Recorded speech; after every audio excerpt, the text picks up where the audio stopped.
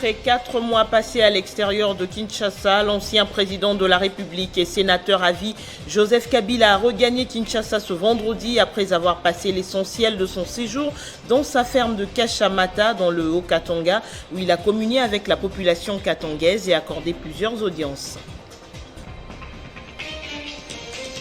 Au Nord Kivu, précisément à Beni, la pression s'intensifie pour exiger l'installation du quartier général de la présidente de la République sur place, tel que Félix Tshisekedi lui-même l'avait promis autrefois.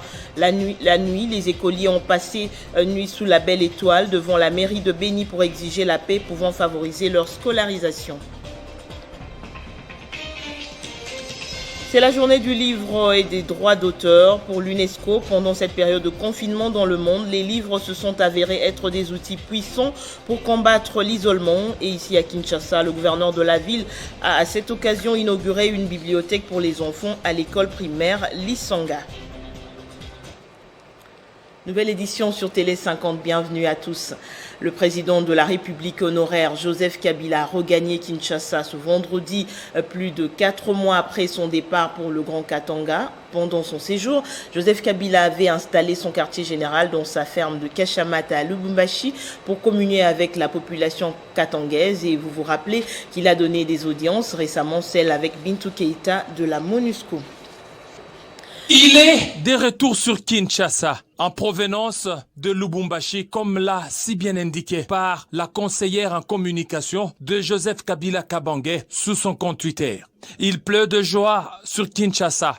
Près de 4 mois sont celui que les Kinois appellent affectueusement Raïs. C'est sous cette pluie de bénédictions que Joseph Kabila Kabange atterrit de nouveau dans la capitale. La joie, oui, renchérit d'autres internautes qui constatent la liesse des Kinois quant au retour de Joseph Kabila Kabange. Parti volontairement, il est revenu volontairement. Bon retour à Kinshasa, JKK. C'est ce qu'on peut lire sur le compte Twitter de Marie-Ange Mouchebekwa, ancien ministre sous Bruno Tshibala. De Kashamata, Joseph Kabila Kabange s'est rendu à Dubaï pour une conférence de haut niveau. Des retours des Émirats Arabes Unis, Joseph Kabila Kabange avait fait une escale à Harare, capitale du Zimbabwe, où il a eu tête-à-tête avec le président zimbabwéen Emmerson Mnangagwa, pour ensuite regagner sa ferme de Kashamata à Lubumbashi. De là, le président honoré Joseph Kabila Kabange a tenu de multiples activités, tant politiques que sécuritaires. Il a également eu des entretiens avec Bintou Keïta, nouvelle chef de la MONUSCO en République démocratique du Congo. De retour à Kinshasa, Joseph Kabila Kabange s'est dit attristé par le décès de son ancien homologue et frère Idriss Déby. Joseph Kabila Kabange présente ses vives condoléances au peuple tchadien et comprend mieux la situation précaire dans laquelle vivent les populations congolaises. Joint au téléphone par Jean-David Kilolo, la conseillère en communication de Joseph Kabila, Barbara Nzimbi, explique le contour du retour du sénateur à vie à Kinshasa et les enjeux de cette arrivée plutôt discrète due au respect des mesures barrières contre la Covid-19. Le président Joseph Kabila, depuis qu'il était chef d'État en exercice, si vous vous rappelez, il avait une sorte de rituel. Quelquefois, pour sortir un gouvernement ou promulguer une décision importante, il allait se ressourcer dans sa ferme de Kashamata. Évidemment, pour cette fois, c'est différent parce que c'était sous sa casquette de sénateur à vie qu'il s'est rendu d'abord à Kolwezi, ensuite à Lubumbashi, dans sa ferme de Kashamata, où il a eu le temps de se ressourcer, communier aussi. Il a eu quelques audiences que vous avez vues au travers des médias. Il a travaillé aussi en termes de sa passion pour le Congo. Voilà. Alors, nous devons rappeler ici que l'article 30, au-delà de tout discours, l'article 30 donne le droit à tout Congolais de circuler librement sur les territoires nationaux. Et Joseph Kabila, en tant que citoyen congolais, revient librement dans sa capitale pour y rester durant le temps voulu, communier avec sa famille biologique politique et pourquoi pas avec quelques Kinois, comme on le dit, chaque chose à son temps. Au moment venu, le président Joseph Kabila pourrait communier avec tout le monde, pourquoi pas.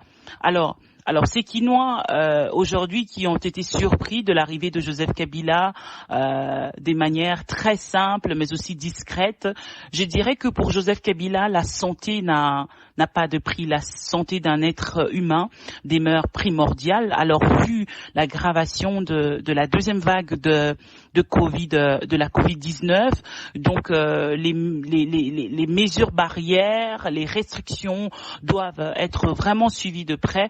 Donc, c'est la raison pour laquelle donc il n'a pas souhaité exposer la population quinoise justement au danger de la Covid-19.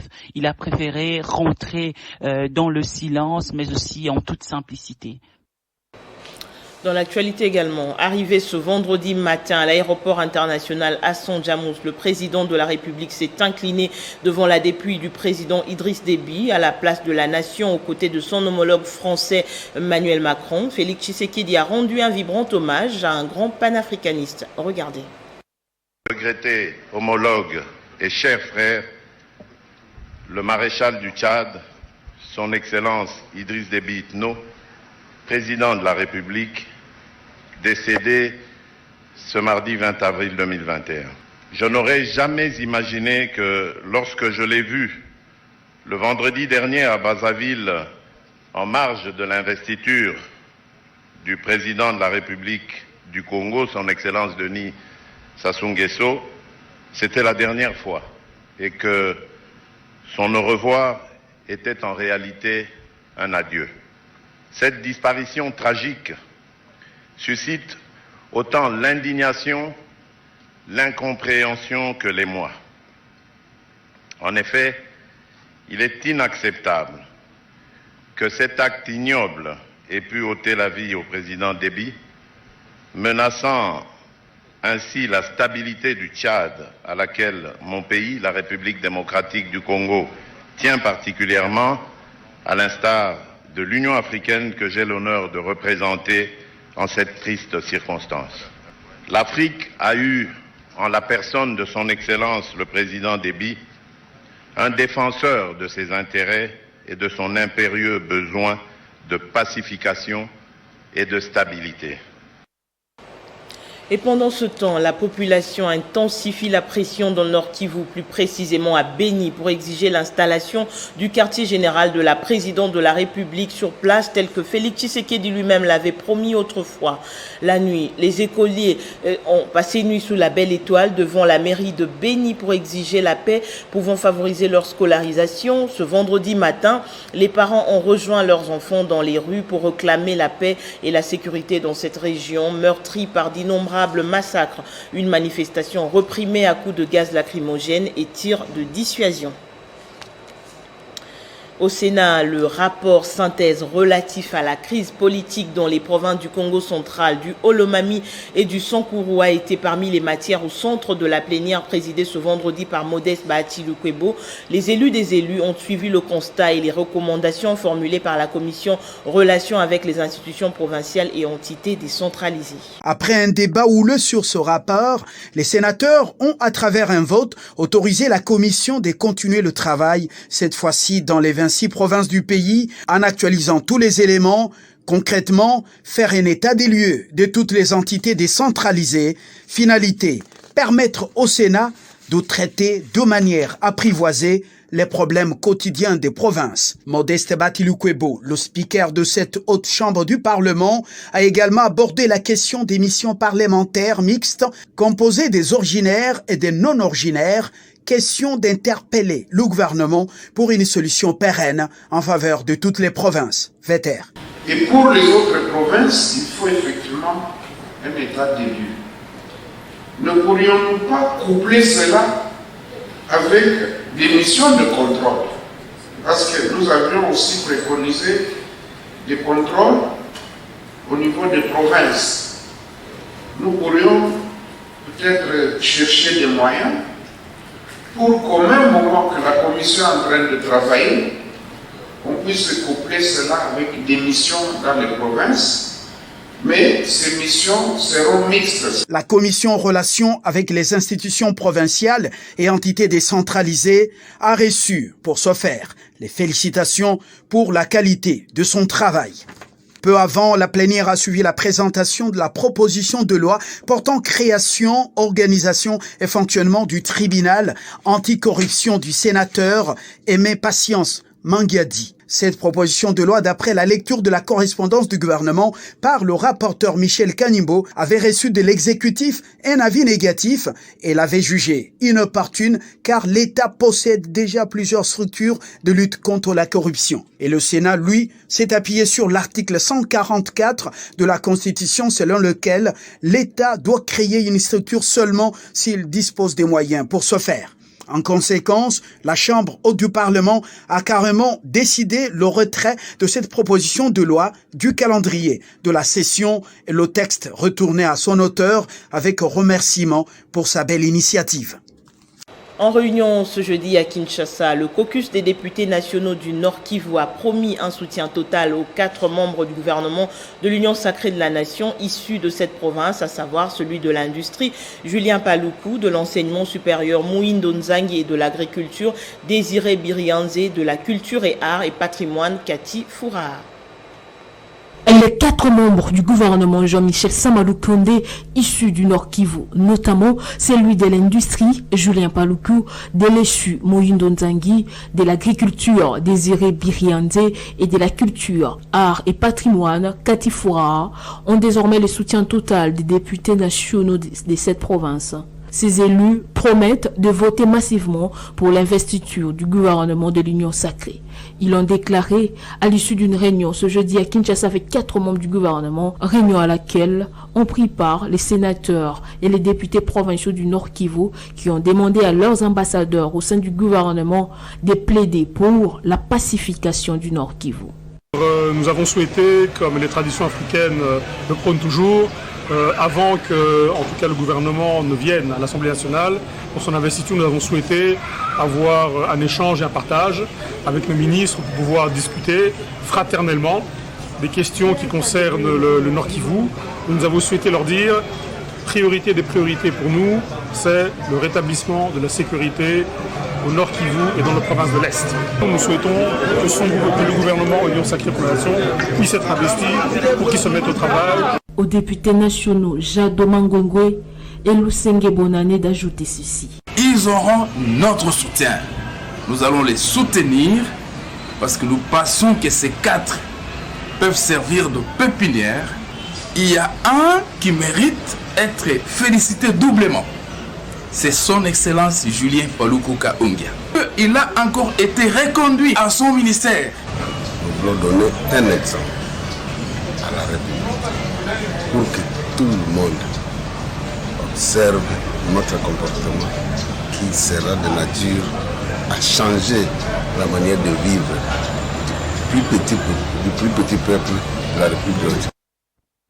C'est la journée mondiale du livre et de droits d'auteur. À l'occasion, le gouverneur de la ville de Kinshasa, Jean Tiningo Bila, est allé inaugurer sur invitation de la Fondation Chantal Pembe la bibliothèque pour les enfants à l'école primaire Lisanga Bokeleale. Cette inauguration répond à la vision de l'organisation non gouvernementale de soutenir l'éducation des enfants dès le bas âge. Soucieuse de la formation des enfants et l'éducation des enfants de les bas âge, la Fondation Chantal Pembe a procédé à la cérémonie de la coupure du ruban symbolique de la bibliothèque de l'école d'Isanga, Bokeleale. Le numéro 1 de la ville de Kinshasa, Jean Tiningo Bila, visiblement satisfait, donne ici l'essence de l'événement du jour. À travers cet acte, les élèves vont pouvoir aller plus loin dans leurs études. À travers cet acte, nous pourrions avoir dans un avenir peut-être proche des ingénieurs, des grands politiciens, voire même des présidents de la République. Invité d'honneur à la cérémonie du jour, Patrick Katengo s'est dit prêt à accompagner la Fondation dans sa politique d'encadrement de la jeunesse. Et la formation n'est appuyée que par la lecture. Et donc il faudrait que toutes les personnes de bonne volonté accompagnent les œuvres d'implantation de bibliothèques à travers la République démocratique du Congo. Et nous, en tant que partenaires de cette fondation, nous allons tout mettre en œuvre de manière à accompagner cette initiative louable. Pour la fondatrice, c'est un pas franchi, mais attend beaucoup de l'accompagnement du gouvernement. On a commencé à montrer des écoles pilotes. Je ne suis pas aujourd'hui... Je n'ai pas la capacité de reproduire ce schéma partout, c'est très très compliqué.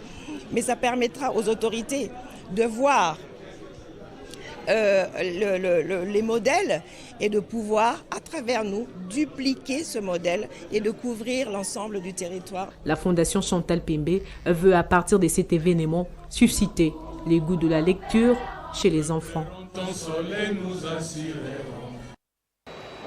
Investiture du gouvernement, élection du successeur de Benoît Luamba à la Cour constitutionnelle, voilà des sujets qui ont dominé les échanges entre les cadres et membres de l'Alliance pour la réforme de la République. À l'issue de cette réunion, la plateforme politique chère à la députée nationale Henriette Ouamou a promis d'accompagner le nouveau gouvernement qu'elle invite par ailleurs au démarrage rapide des activités. L'Alliance pour la réforme de la République adhère en cycle et sa présidente nationale, l'honorable Henriette Ouamou Atamina, ont suivi avec un grand intérêt la publication du gouvernement de l'Union sacrée de la nation. Aussi, l'ADER s'empresse-t-elle de remercier et de féliciter son Excellence Monsieur le Président de la République pour avoir ainsi répondu à l'attente du peuple. L'ADER félicite Monsieur le Premier ministre et son équipe gouvernementale pour la confiance placée en eux par les présidents de la République, chefs de l'État, et les invite à se mettre immédiatement au travail afin de répondre aux nombreuses préoccupations pressantes de la population congolaise. L'ADER demeure disposée à accompagner activement les efforts du gouvernement dans l'accomplissement de la vision du chef de l'État qui travaille jour et nuit pour bâtir une grande nation au cœur de l'Afrique afin que se réalise la prophétie de Franck Fanon qui proclamait que l'Afrique a la forme de revolver dont la cachette se trouve en République démocratique du Congo. Enfin, l'ADER profite de la présente occasion pour présenter ses chaleureuses félicitations à M. Dieudonné Kalouba Dibois, nouveau président élu de la Cour constitutionnelle de notre pays. Au Lualaba, la réhabilitation de la route nationale numéro 39 Kolwezi-Dilolo doit désormais être une priorité vu son état de délabrement très avancé. C'est le souhait des élus provinciaux de cette province exprimé lors d'une descente effectuée jusqu'au village Kayembe. Après un constat amer effectué sur la route nationale numéro 39 Kolwezi-Dilolo, en état de délabrement très avancé, Gaston Mouchi, Jean-Marie Kasseya, Léonard Mutunda, Aline Mankano Chilombo, Kassangankona, tous députés provinciaux ont tenu à attirer l'attention des autorités sur la nécessité de réhabiliter cette route d'intérêt capital. C'est la route qui relie l'intérieur au chef-lieu de la province, c'est-à-dire que vous veniez de Dilolo, des Kassaji, des Sandoa ou des Kapanga, pour amener la nourriture à Kolwezi, il faut passer par cette route. Mais vous avez vu que quand nous sommes venus, il n'y a aucun véhicule qui nous a croisés. Parce qu'il y a des bourbiers terribles. Mais nous regrettons, 5 ans après, nous venons de constater une route qui est en mauvais état. Ça fait quand même très mal. La province du Lualaba, c'est un chantier. C'est un chantier sur le plan des routes. Ça ne sert à rien d'être appelé province pilote, mais quand nous venons, nous constatons que les choses ne marchent pas. Le gouvernement provincial, sous l'impulsion du gouverneur AI Fifi Masuka, a rappelé la brigade provinciale qui travaillait à Katoka pour une intervention urgente. On a vu qu'il y avait la brigade provinciale qui est en train de travailler et d'ici là, ils nous ont promis qu'ils vont quand même intervenir pour les bourbiers qui restent. Mais nous avons avancé jusqu'à Kayembe où il y avait vraiment trop de cris d'alarme. Nous avons constaté que vraiment le gouvernement provincial se met à pied d'œuvre. Nous remercions déjà le gouvernement provincial sous l'égide de Madame le vice-gouverneur qui a songé à la population de l'intérieur. La réhabilitation des infrastructures de base constitue l'une des priorités du gouvernement provincial du Lualaba. Autre réhabilitation de route, celle de la nationale numéro 25 et 26 dans la province du Haut-Touélé qui est en son dernier virage. Pour ce faire, le gouverneur de province Christophe Basséane-Enanga a annoncé le déploiement des engins de génie civil pour boucler ce dossier entamé depuis plusieurs mois afin de faciliter la circulation des populations et de leurs biens.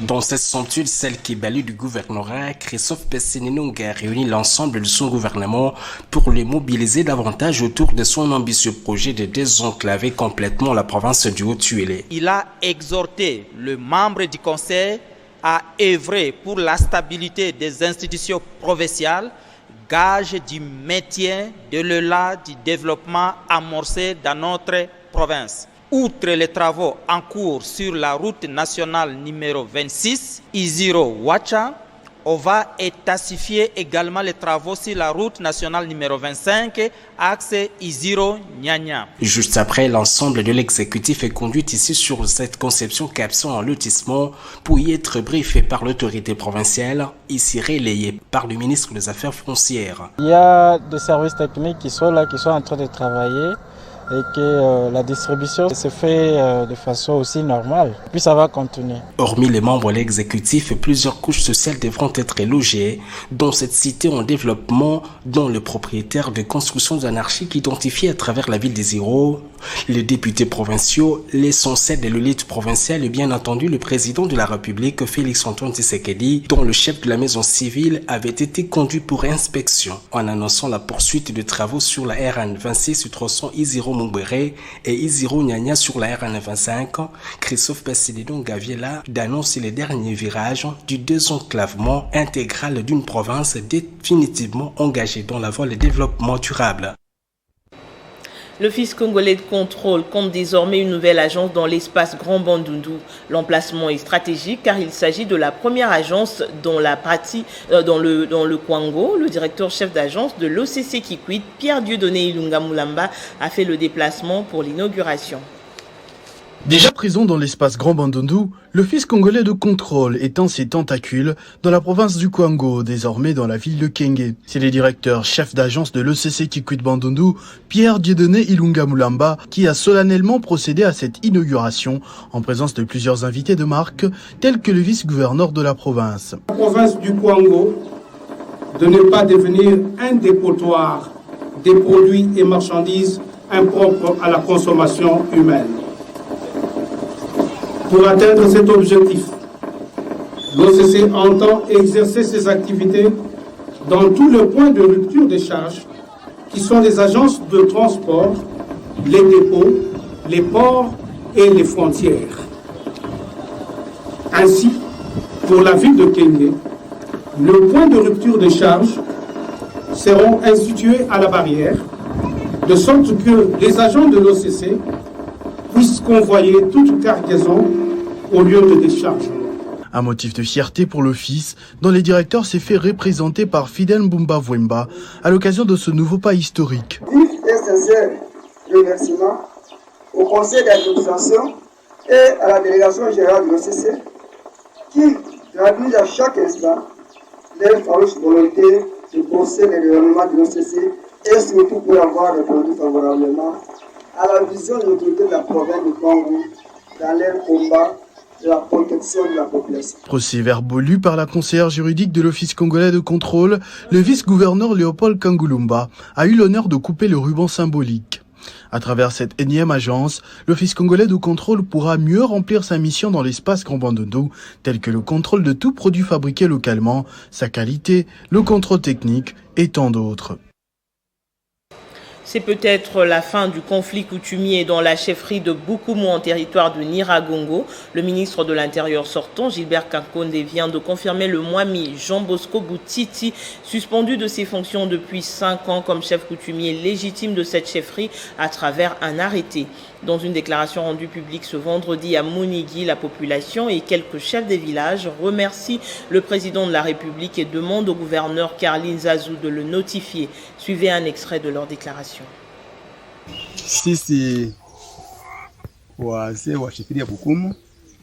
Nous, notables de la chefferie de Bukumu, gardiens des coutumes, la famille régnante et toute la population, nous disons merci au président de la République, Félix-Antoine Tshisekedi, pour le travail abattu en mettant un terme au conflit dans notre chefferie de Bukumu.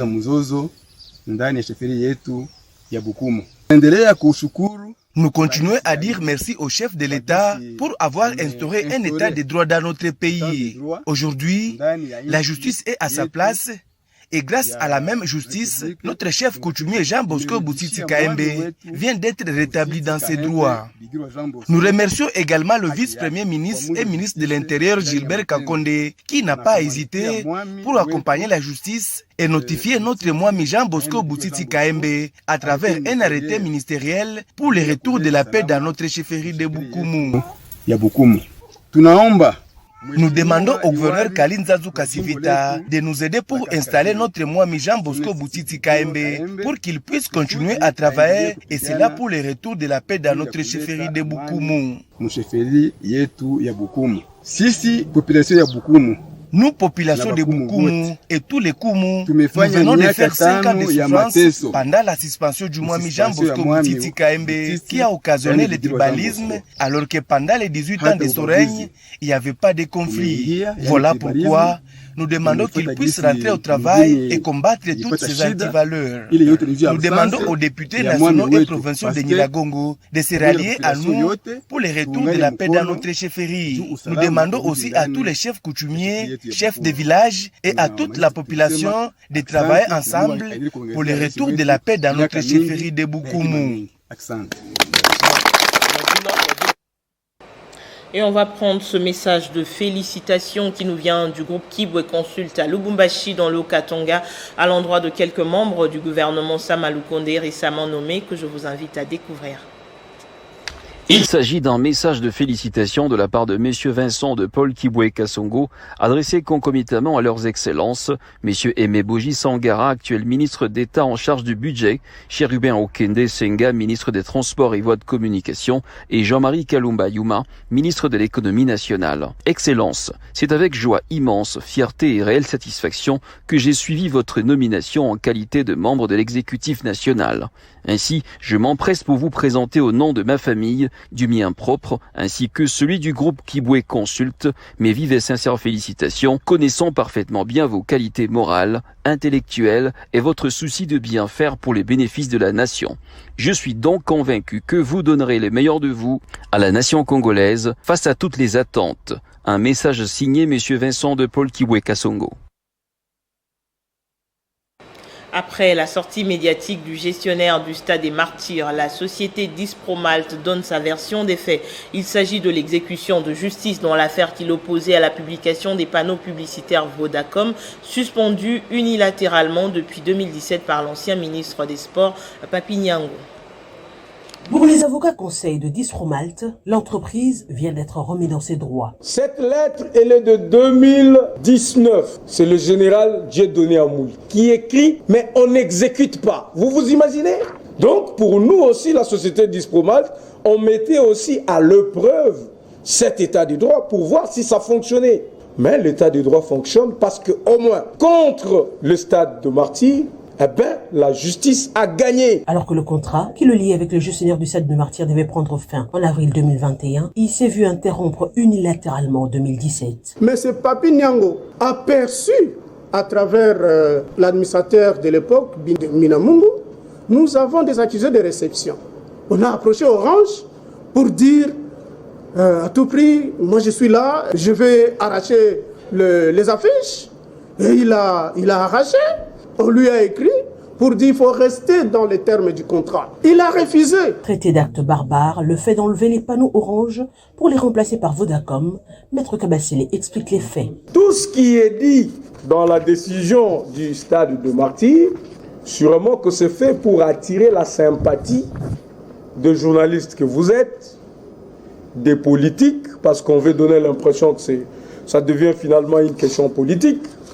Mais du point de vue de droit, la réinstallation a été faite dans le respect de toutes les règles de l'art. Pour Dispromalt, leur client doit récupérer les 4 ans perdus et reste du moins ouvert pour d'éventuelles discussions à l'amiable. Néanmoins, Dispromalt se dit confiant en la justice congolaise pour faire appliquer correctement les décisions des justices dans cette affaire.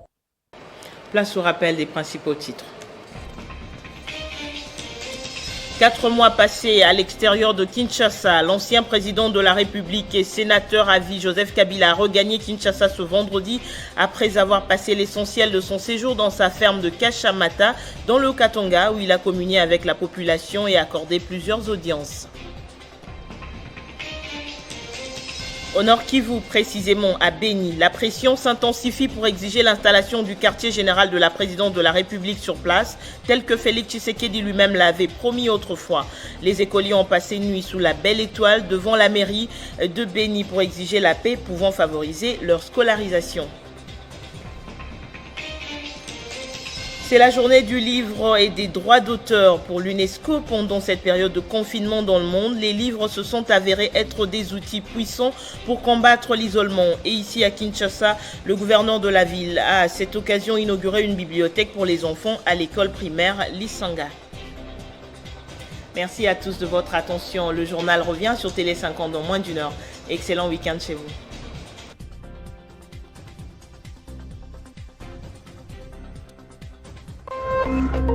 Téléchargez les infos Télé 50 sur www.tele50.cd.